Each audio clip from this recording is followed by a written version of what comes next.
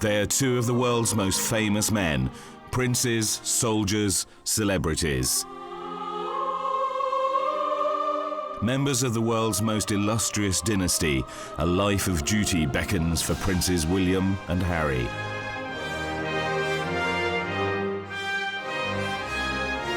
But for now, it's their private rather than public selves which make headlines across the globe. Unlike previous generations of royal ancestors, William and Harry truly are prisoners of celebrity.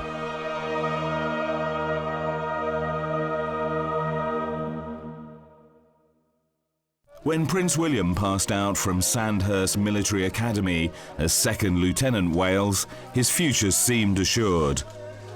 Looking on was the woman dubbed William's Princess, Kate Middleton.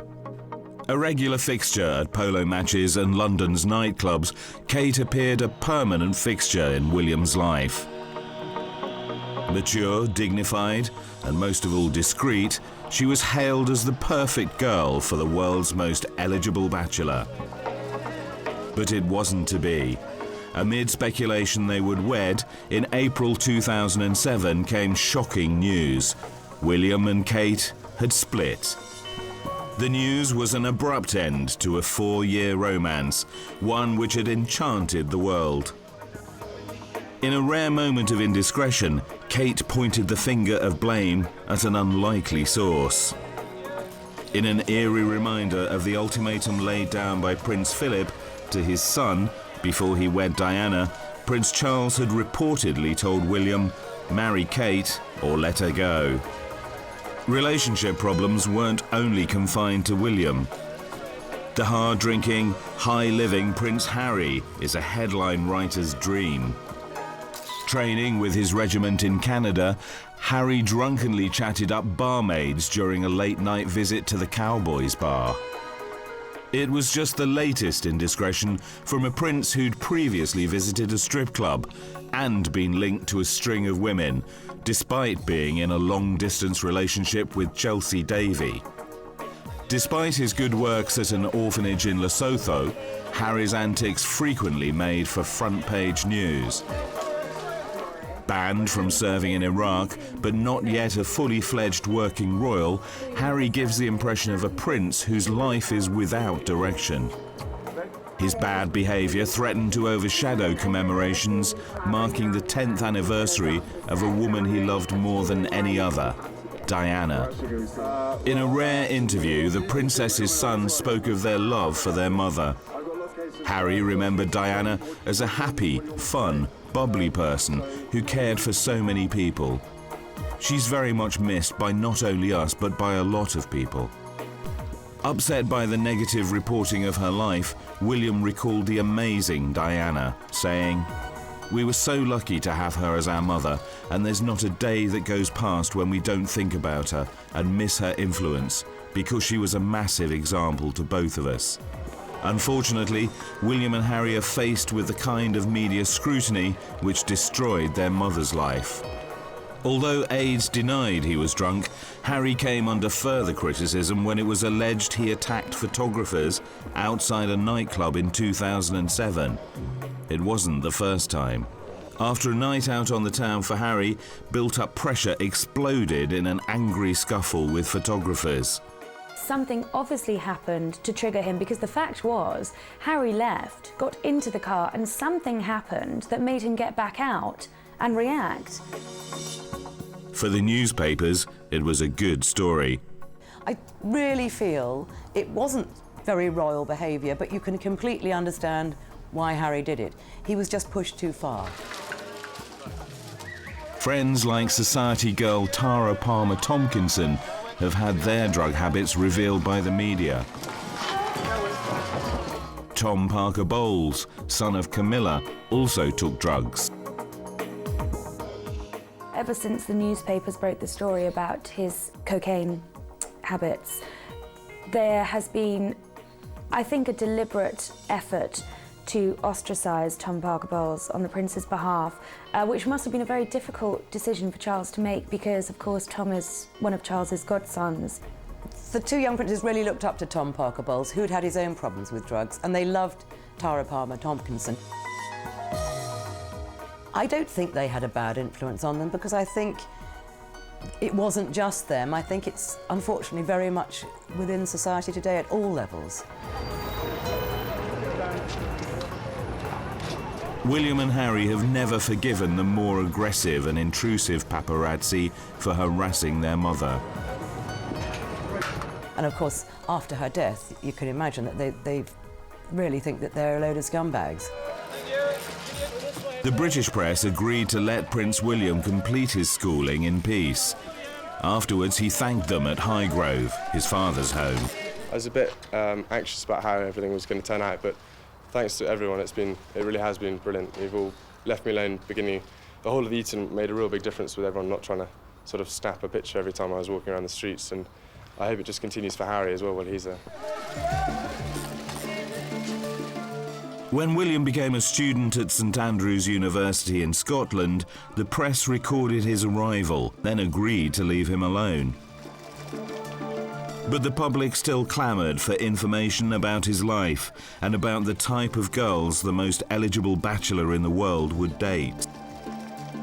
Well-bred girls were linked with William, and the hunt was on to find his secret girlfriends.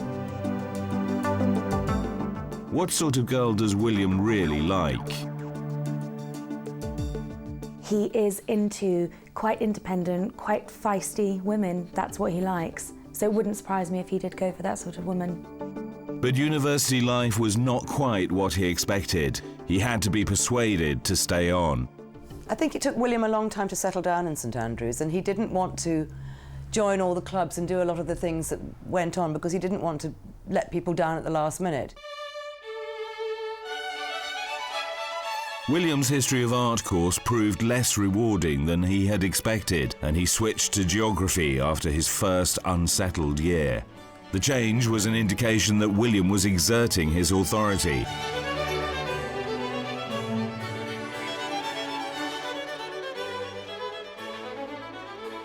I really do want to be in control of my own life, and you know, if I don't agree with what someone's saying or someone's pushing on me, then I won't do it. If I'm wrong and they're right and people tell me that, then obviously I'll change my mind. You know, I'm always open for people saying, you know, I'm wrong, because most of the time I am. But you know, I hate losing control. I think it's very important to you know, see what you want to do and go for it.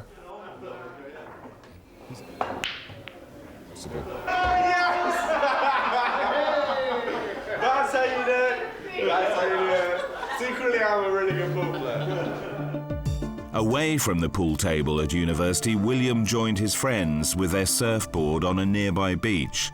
A handsome and athletic young man, he makes waves as well as surfs them, keeping him on the front pages. I don't think the press will ever leave William alone. I mean, fortunately, he has the good looks of his mother, and he's a very, very attractive young man. A skiing holiday confirmed speculation that fellow student and flatmate Kate Middleton was William's girlfriend. Kate Middleton was first photographed and came to everybody's attention when she strutted down the catwalk in a very flimsy, see-through chiffon dress with just her underwear underneath, and the prince had paid at least £200 for the privilege of being in the front row. Behind his public image of restraint, William is just as much a party animal as Harry. The difference is the more astute William knows how to keep his private life and loves private. He's not going to want to be pinned down to one woman, and very much as I'm sure Harry has, I think William has a string of very beautiful women in every corner of the globe. Following his split from Kate, the media led the hunt for William's future queen. It was cruelly suggested Kate's former air steward parents were too middle class for the House of Windsor. Some of Britain's most beautiful women were immediately hailed as suitable royal brides, even those who weren't on the market for a new boyfriend. William had reportedly chased, but failed, to seduce the aristocratically titled Isabella Anstruther Gough Calthorpe.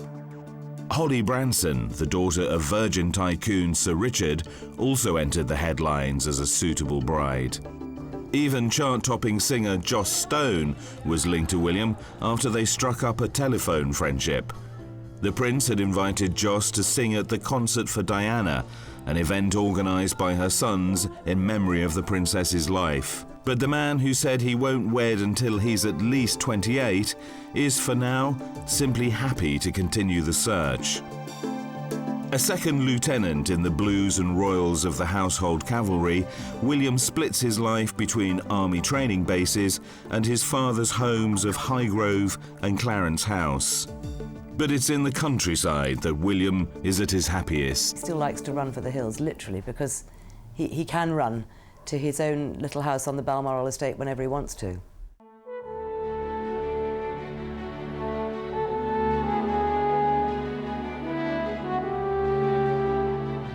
The Queen's estate is set in the peaceful and scenic Scottish Highlands. Nestled in the valley of the River Dee, Balmoral Castle has belonged to the royal family for over 150 years. The Queen bought a small house on the Balmoral estate for William, the purpose of which was for it to be a bolt hole for him so that he could escape when he was at St Andrews. It's not a massive place, but it's very tucked away, it's very private, and William likes nothing more than to take a group of friends to the house and indulge in a weekend of shooting.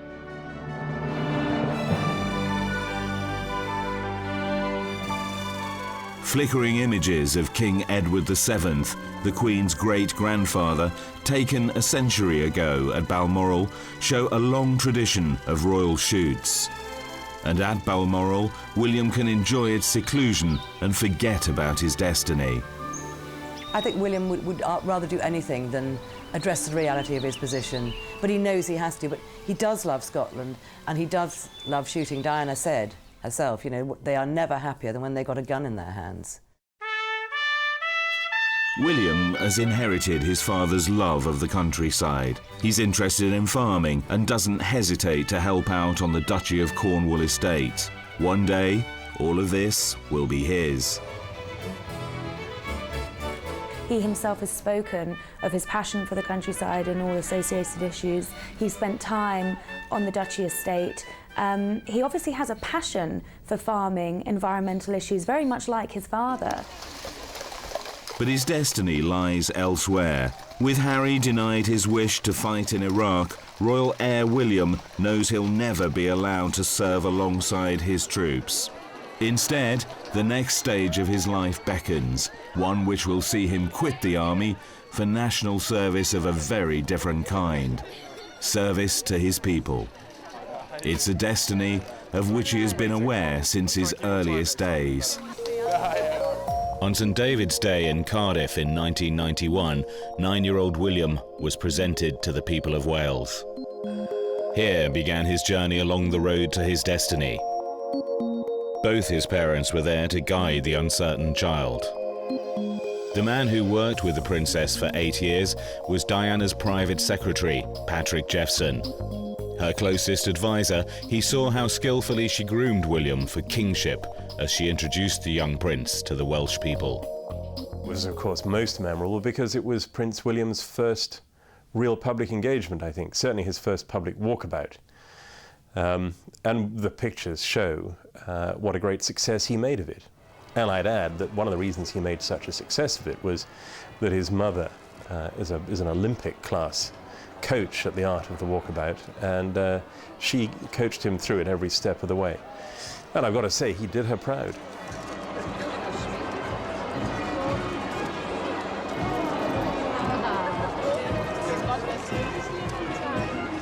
The young prince was learning how to behave like a royal. Even signing his name in his childish scrawl was an historic event.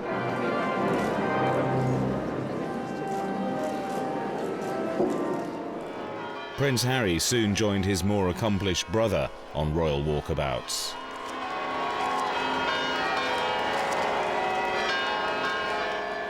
In training William and Harry for what was going to be a pretty unenviable career, as she saw it, she was very keen to make sure that they were prepared for the attentions of the media. She was quite sophisticated enough to realize that the royal family without media interest is useless, that the royal family depends on media interest, preferably friendly and constructive media interest. And to get the friendly and constructive, it has to learn to endure the less friendly. The press were going to be a permanent part of their lives, for better or worse, and it might as well be for better. And she had to teach them that the press could be friendly, but that the press would never be their friends. Because, as we all know, the press sells newspapers by building people up one day and knocking them down the next. Often separated by royal duties, Diana always reassured her children of her love for them. She was very keen that whatever other problems the children had to endure, they would never be in any doubt about their mother's love for them. I think she was a very expressive mother. She loved her children very much, and she wasn't ashamed of showing it. I mean, bearing in mind her own childhood and the fact that the royal family traditionally does not express its emotions very much, I think that she took a real pleasure in expressing her love for her children. Many weekends were spent at Highgrove, the family's country home. It was here that the princess tried to create a normal life for her children, away from the public gaze. One person who saw that family life at first hand was her bodyguard, Ken Wharf. When I first met the princess in '86, I had, reservations about what this family was going to be like. And I was rather nervous at this prospect. And I wasn't aware at that time that William, this one was standing on a piano stool nearby, de-stamening these lilies. And the princess said to me, without any further introduction, she says, I don't envy you looking after my children, they can be a bloody nuisance. At which point William says, no, I'm not like that at all. And I thought, hang on a minute, I've really got a real life family here. William and Harry went on a Caribbean holiday to Necker Island, a billionaire's private paradise, with their cousins and Diana's mother Frances.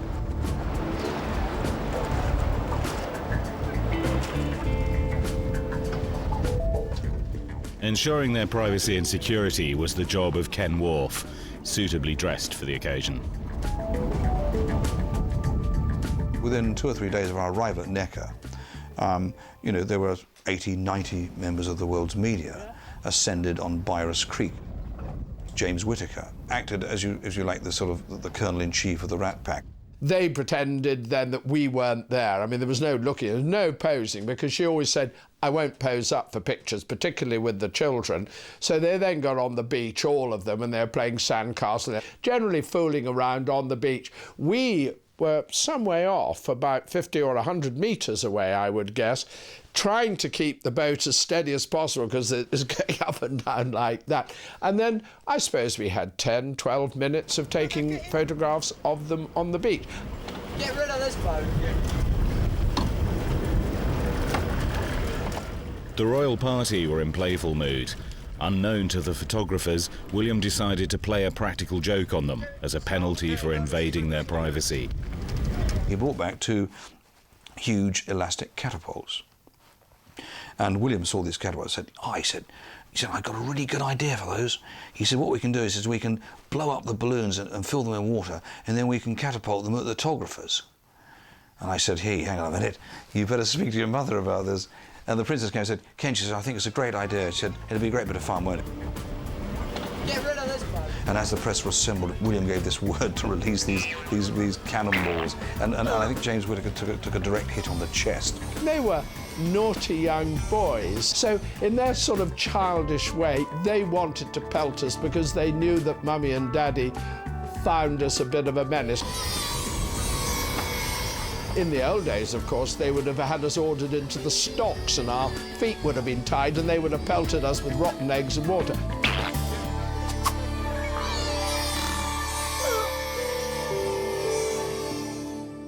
Lech, Austria, and the massed, noisy ranks of the foreign press were waiting for the princess and her children.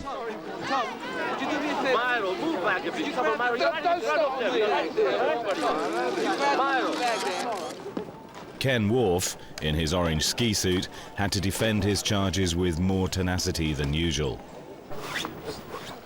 This was not easy in a ski resort which is public territory. Ken organised a photo call to give the royal party some peace. Acting as unofficial press secretary, he satisfied the British media with this arrangement.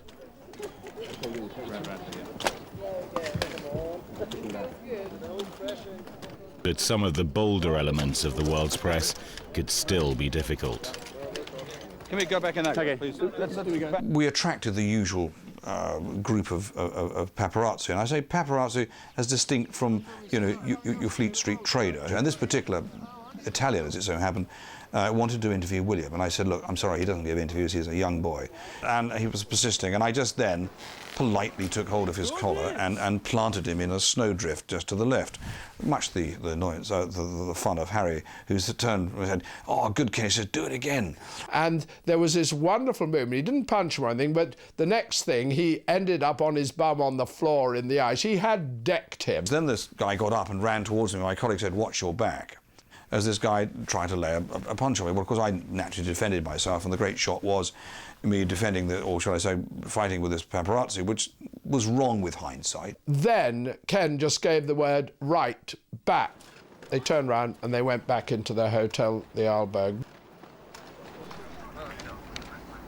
Later, a photo call was arranged to give the press greater access to William and Harry and their young cousins, Princess Beatrice and Eugenie, daughters of the Duke and Duchess of York.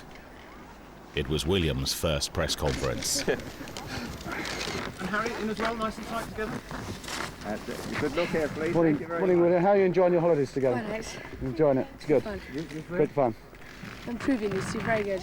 You're improving? Very good skiers. Richard, sorry, could you ask round here? Sorry. Can I ask a question behind us? Rob, we Sorry. Very nice. William, do you hope to have a ski together at some stage? Yes, it'll be good fun. It'll be very good. Enjoy it. One more minute and we'll call it off. Thanks. Can you look this way? Hello. You're right, Eugenie. Beatrice, you're right. Hello. Do you think Can we do something different? the two boys can put the skis down? You think you just bend down like Right. Could you look at this camera, please? Just at this one. I've got a. Yeah, in the middle. Thank you very much. Here, can you just...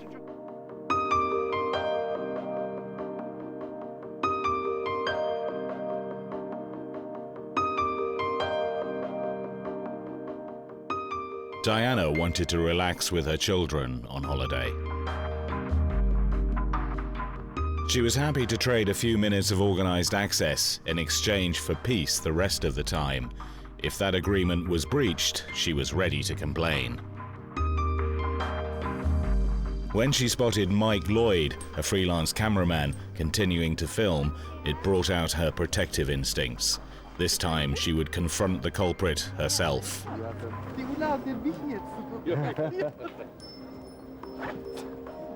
A princess on the warpath was an awesome sight. Excuse me.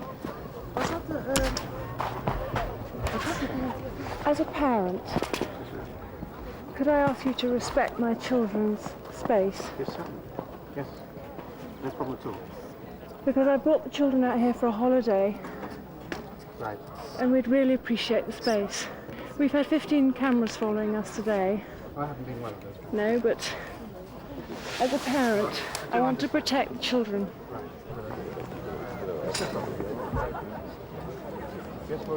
Even when I used to say, look, guys, time's up, let's call it a day, there'd always be the odd one or two that would linger for that different shot, because up until that point, they've all got the same picture. But I think Diana, at this particular point, had seen Mike Lloyd's camera rolling and thought, well, look, the only best way to stop this is just to put my hand in front of the camera, which seems to be something that's done now with other media celebrities. I think it's a bog standard way of saying, I've had enough.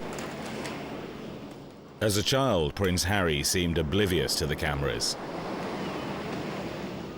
William frequently turned away. Inwardly, they both hated the attention. They saw what photographers did to their mother. I mean, it's when you see a picture of Diana walking down the street, you think she's all alone, but in fact she's got 30 photographers running backwards in front of her to get the picture. The boys witnessed that, and they knew it made her unhappy. There were other times when Diana herself might have tipped off the media. This was to convey the message that Charles was absent from happy family outings, such as their visit to Thorpe Park. Oh, God! He's actually won. Whenever we went anywhere with the children, it was a foregone conclusion that the media would turn up. But the princess, by now, of course, was getting rather used to all this. These were happy pictures of her enjoying fun with her children. And in Diana's case here, I don't think even she would complain about the quality of pictures.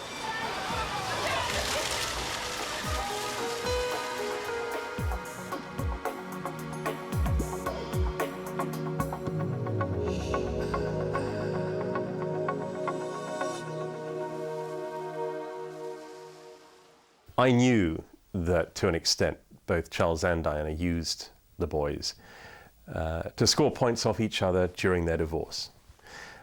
It would have been incredible if they hadn't. And I'm not saying this was done maliciously or with great calculation, but inevitably, given the very overheated and rather antagonistic atmosphere between the mother and father, and given the fact that they both had very demanding schedules, it was inevitable that sooner or later, who had the children when and for what purpose was going to become a factor. And in that respect, they were no different, I'm sure, from many, many other divorcing couples. The boys had limited access to their royal grandparents, seeing the Queen mostly for Christmas at Sandringham and for Easter at Windsor. When I was younger, I'd spend a hell of a lot of time with my grandparents because they were very busy, and I was probably a very annoying little plonker when I was younger. But it's been, I've got to know them much better now in the last few years and become very close to them. And I really look up to them. The daily journey to school was one way Diana made sure that she had the greatest influence on her children's upbringing. Their mother was crucial to their lives in those early days because Diana was the one that was responsible effectively for their education. I mean, remember when Harry and William both started school in North London, there wasn't a day that went by where Diana wouldn't take them to school personally and would organise her diary around the fact that she had to be at school at 8:30, 8:45 in the morning. She also had to teach them the protocol expected of them when appearing with the royal family, that Princess Diana's child-rearing methods were the very opposite of royal tradition. The Queen was used to the more old-fashioned ways of children are seen and not heard, which was very much how she was brought up and very much how Prince Charles was brought up. But Diana hated the way Prince Charles was brought up. She blamed what she called his anal retentiveness on his upbringing she felt there was no substitute for a mother's arms and he was always in his nanny's arms. Prince Charles was sent to Cheam, an English boarding school, at 8. This momentous occasion had to be shown to the public.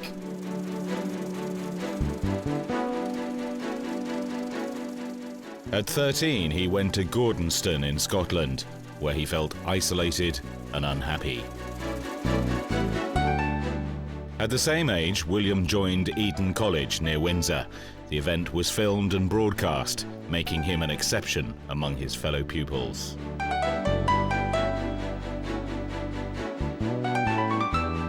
But setting him apart in this way had its drawbacks. Not all his schoolmates were impressed. When William started at Eton, he was teased, he was probably bullied a bit, and it was just a very difficult period for him. And it's not an intimate little school. There are over 1,200 pupils there, and they are not all going to be nice to William because he's a prince of the realm. They don't care. They're all quite grand there.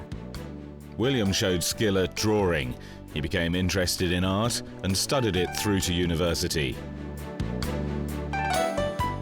Rowing was among the many sports in which he participated.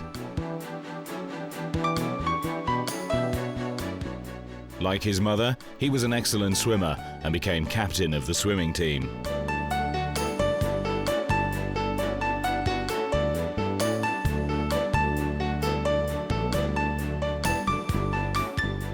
William grew more confident at school and made friends, but inwardly he was upset by publicity surrounding his parents. I think William did become skilled at hiding his feelings. I think he became quite introverted and withdrawn during the really difficult days of his parents' marriage. and he would lock himself in the loo and just not come out. The boys had to join their estranged parents on official occasions like Victory in Europe Day celebrations in 1995. Children want their parents to be happy because it makes their life happy. And I think before the separation was announced, there'd been so many fights and so many rows, which of course the children were aware of even if they hadn't witnessed them. So when Diana finally accepted that there was no way forward except a separation, I think it was a relief to everyone.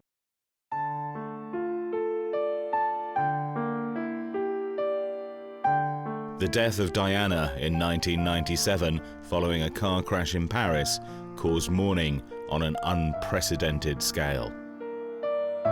Harry, still 12, needed his father's support while looking at tributes left at the gates of Balmoral. William, 15, sought the Queen's comfort. Few grieving children have ever been exposed to such intrusion, but as royal heirs, they had been groomed by Diana for every kind of public duty.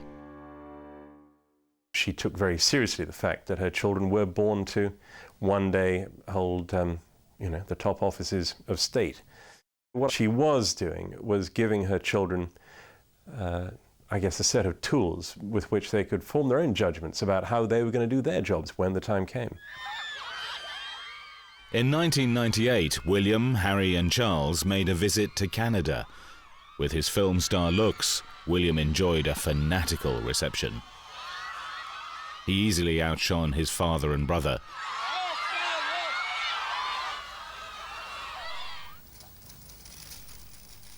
Two years later, the grown-up prince, now 18 and taller than his father, faced the press at Highgrove to announce his gap year plans.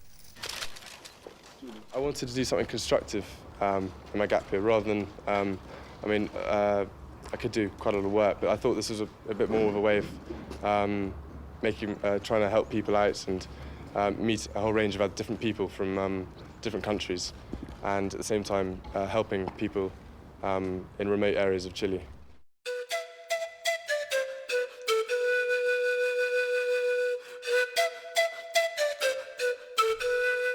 William went to Chile for 10 weeks with Rally International, a volunteer group, ready to live and work together in primitive conditions. He took his turn with the chores.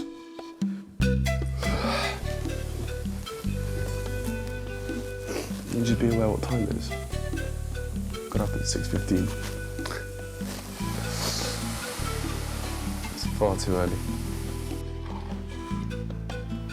Now I'm gonna feed it to my father till he's sick, so he can see what we went through. I'm so embarrassed about it. I don't know what I'm gonna do. I might shoot myself this afternoon, right? Yeah, try it first, then come back if you want some more. I doubt you will. Yeah.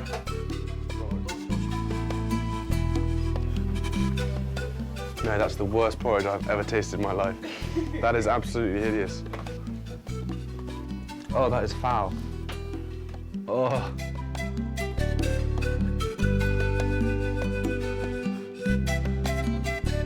We're living in an old nursery.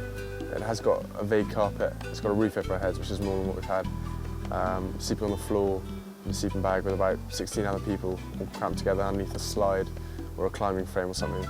With one bathroom. It's all you need, really. You don't have any secrets in Rally. You share everything with everyone. And that's why I found it very difficult myself to start with, because I'm a very private person, and I still am a private person, but I learned to deal with it more. The problem is you can't go anywhere here to get space or privacy. There's always someone around you. You have to be with people. And it's very difficult to get away for your own time. So that's one thing I had to learn to deal with. Marie was William's team leader, and he followed her orders, taking his turn on the cleaning rota.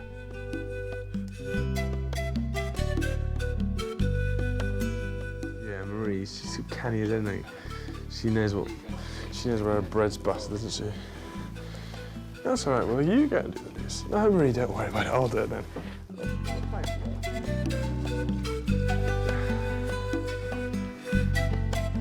Marigolds are now officially a fashion item.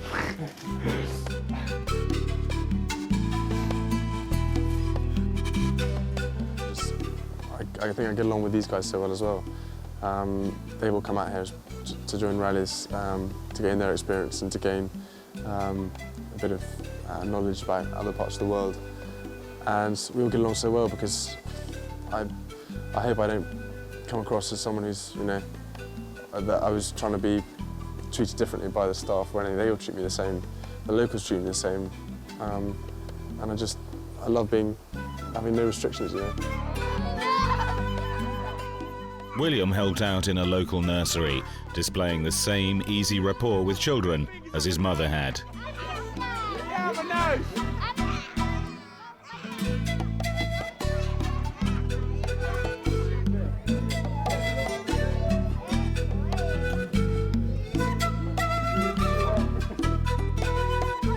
He also kept in touch with Harry by writing frequent postcards home. The Prince, known there as Will, stood in as a disc jockey at a local radio station. Just want to say, there boys, there's big ups to Ruthie, we love you babe, I hear you listening, a few extra listeners out there. And for any of you people who are in a bit of a mood for love, this song is for you. I think William's trip to Chile was extremely good for him. He came out of it a much more grown-up, levelled human being. Now the father of 2 adult sons, Prince Charles continues his own life and interests, refusing to bow to criticism of his outdated and quaint lifestyle. William and Harry are understanding and adopt a gentler approach. They have a great relationship with their father now. They tease him about being an old fuddy-duddy and having old-fashioned ideas, and they bring him into the 21st century too, so they have a lovely relationship with him.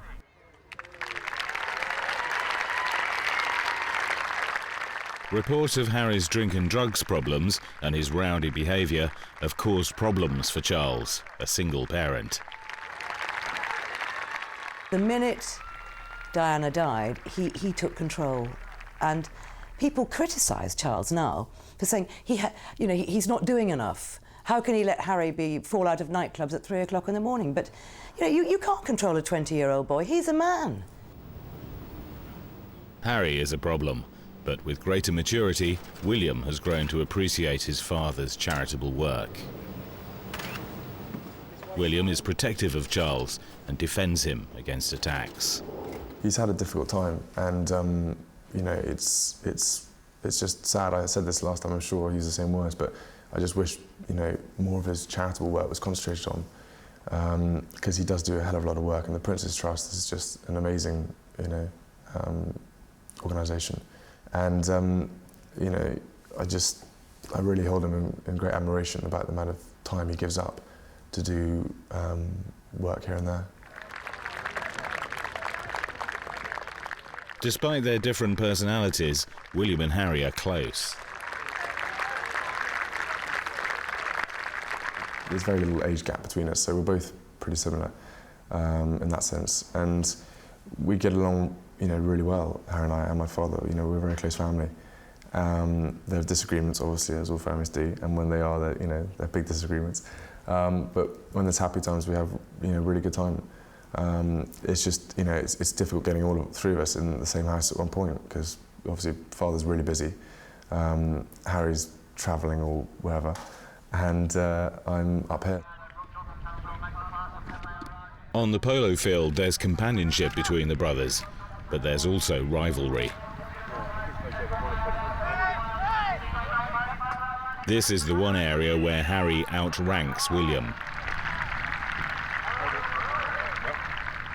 Harry is the better polo player because Harry is the better sportsman, and he is the better rider.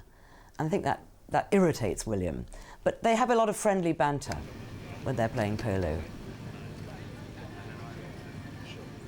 The brothers' one-upmanship is occasionally set aside for a friendly game of bicycle polo.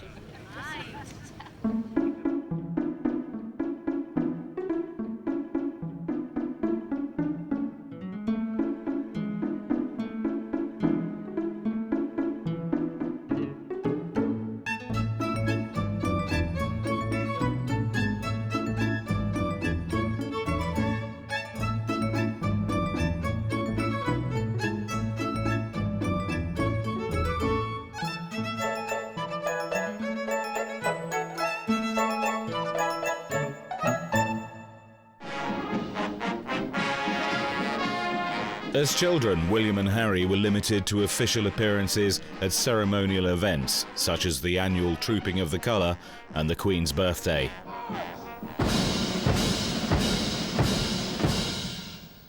"14 years later, as a young man, William attended the remembrance ceremony at the cenotaph for the first time. It was an opportunity to witness the Queen's dedication to duty and the respect in which she is held. She's a real role model. She's just very helpful in any sort of difficulties or problems I might be having. Even when William was at Eton, he would go and have tea with his granny. And, at St Andrews, with him having this small house on the Balmoral estate, there are times, obviously, when the Queen is up there, and during those times, he does make the effort to go and see her. Sometime this century, this student prince is destined to become king. He will inherit an ancient throne and be called King William V. The monarchy doesn't have any real power. It's a constitutional monarchy, but I think William would make a wonderful, young, vibrant figurehead for us to look up to. What will William do next? I have reservations about everything, and the serious side of that doesn't really need to worry me too much yet. At St Andrews, William took advice from his tutor, but he's an independent thinker too. The thing is with me is I look on the brighter side of everything. There's no point being pessimistic or being worried about too many things because, frankly, life's too short. The last thing I want is lots of, people telling me what I want to hear. I'd much rather hear what the reality of it is. Being an usher at a friend's wedding reminded William that he's duty-bound to marry.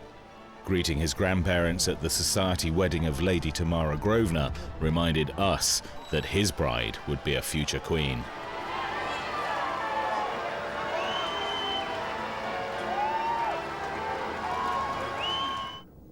His uncle, Prince Edward, married career girl Sophie Rhys-Jones.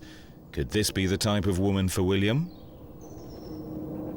She was a career woman with her own public relations company before she married into the royal family. And the fact that she was a very modern woman, I think, stood her in good stead. I think that's also the sort of woman that William would go after, from what I hear through his friends. Look at what happened with Princess Diana and how she was forced to adapt.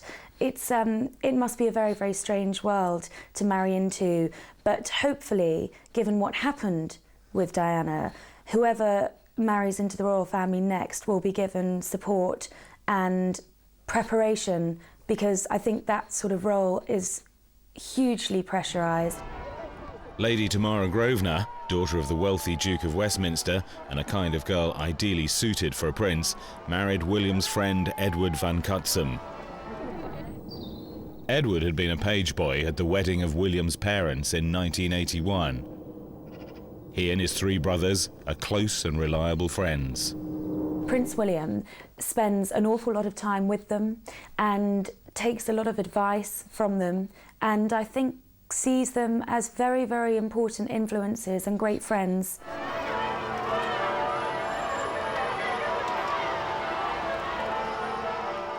The Van Cutsem brothers are also close to Prince Harry, who's trying to plan his own future. His experience as a school cadet attracted him to a military career. Unlike his brother, Harry is not set for university.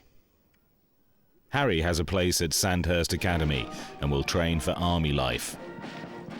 But what will William do? He's hinted that he may well go into the army. He graduates in June. I think he will probably travel a little bit. I think there are still corners of the world that he'd like to see. Harry is actually far more suited to the army career. But heirs to the throne have traditionally undergone military training. But what does William say about it? Honestly, I haven't actually set my mind on anything yet. But, you know, there's plenty of possibilities that are open. Sandhurst itself would be a great place to learn how to lead and to, you know, earn respect and just treat, you know, other men and other guys who I'd be looking after with the sort of, you know, ability that I hope I could do. His days at St Andrews have given him a freedom he's unlikely to experience again. But his romance with Kate Middleton might not last after university. I don't believe he'll settle down with Kate Middleton. I think that a permanent split is on the cards pretty much as soon as he leaves St Andrews. I think the reason that hasn't come to fruition yet is quite simply because at this crucial time in his schooling, it would just be a massive mistake to have a high-profile split months before his finals. As much as I've loved St Andrews and I've loved being here and being at university, I am ready now to get out and do different stuff. There's so much I want to do, and I just, you know, it worries me occasionally I won't be able to do it all. But I'll make a good start of it anyway. William also is at the stage now where he wants to have some fun. His years of having fun are very limited. I think he has a strong impression that it's going to end at the end of St Andrews. I think he'll want to extend that boundary as long as possible.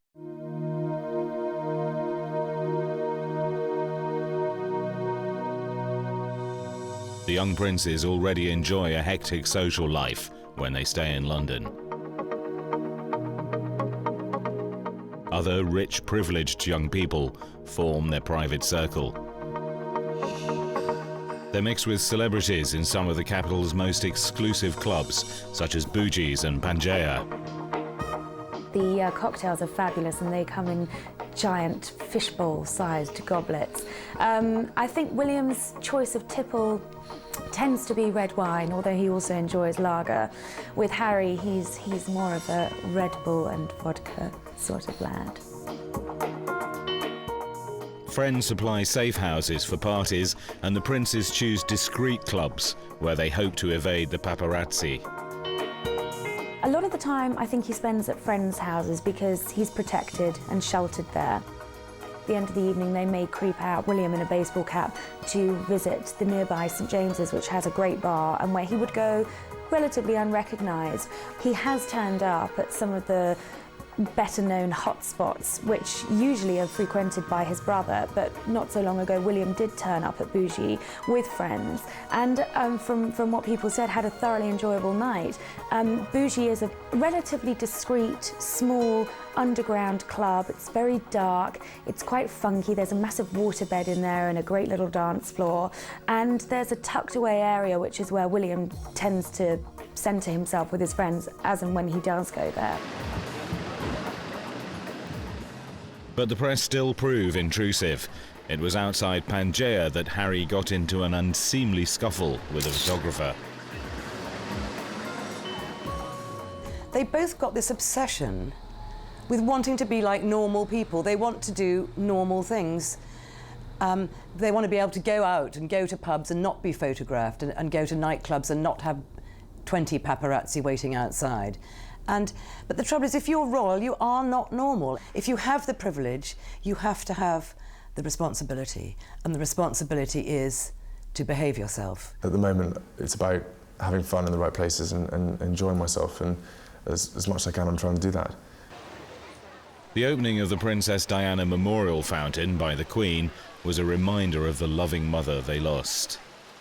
The Diana who made such an impact on our lives. Of course, there were difficult times, but memories mellow with the passing of the years. I remember especially the happiness she gave to my 2 grandsons. I think William and Harry are very close as brothers because they're the only 2 people that really understand what it's like to be them. And I think this draws them together, and the royal family have a habit of discussing problems amongst themselves. William has the advantage of his height, good looks and his mother's charm. But will these be enough to make him a popular king? I think he has all the ingredients to become an excellent king, because the thing about William and Harry as well is that they're very normal. They're very much more like us. Like us, but set apart from us by their heritage, Prince William and Prince Harry are destined to remain the prisoners of celebrity. As their lives unfold, interest in them can only intensify.